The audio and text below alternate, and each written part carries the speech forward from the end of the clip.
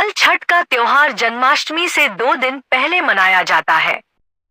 इस दिन भगवान कृष्ण के बड़े भाई बलराम का जन्म हुआ था, इसलिए इसे बलराम जयंती और बलदेव छठ भी कहा जाता है। इसके अलावा उत्तर भारत में कई जगहों पर इसे लल्ही छठ के रूप में मनाया जाता है, तो गुजरात में इसे राधन छेहल छठ यानी लल्ही छठ का त्योहार हर साल भाद्रपद कृष्ण पक्ष की षष्ठी तिथि को मनाया जाता है और 2025 में ये तिथि 14 अगस्त को पड़ रही है। इस दिन महिलाएं अपनी संतान के लिए व्रत रखती हैं और ईश्वर से उनके सुखी और स्वस्थ जीवन की कामना करती हैं।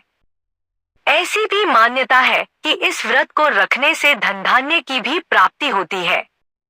बता दें, हल छठ को लल्ही छठ, हर छठ पूजा, बलराम जयंती, रांधन छठ, कमर छठ, चंदन छठ, पीनी छठ इत्यादि कई नामों से जाना जाता है। यहाँ आप जानेंगे हल छठ की तारीख, मुहूर्त, पूजा विधि और छठ कहते हैं। हल छठ यानी लल्ही छठ के दिन सुबह जल्दी उठकर महुआ के दातुन से दांत साफ करें। इसके बाद स्नान कर स्वच्छ वस्त्र धारण करें और व्रत का संकल्प लें। घर की दीवार पर भैंस के गोबर से छठ माता का चित्र बना लें। इसके साथ में हल, सप्तऋषि, पशु और किसान का चित्र भी जरूर बनाएं।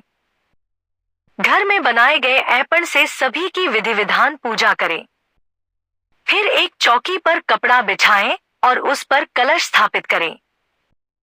इस चौकी पर भगवान गणेश और माता पार्वती की प्रतिमा रखें और विधि विधान पूजा करें।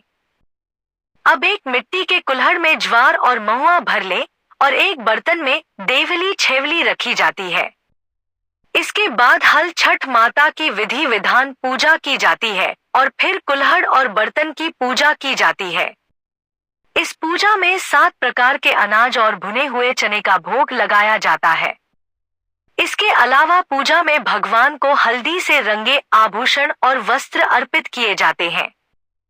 फिर भैंस के दूध से बने मक्खन से हवन पूजन किया जाता है।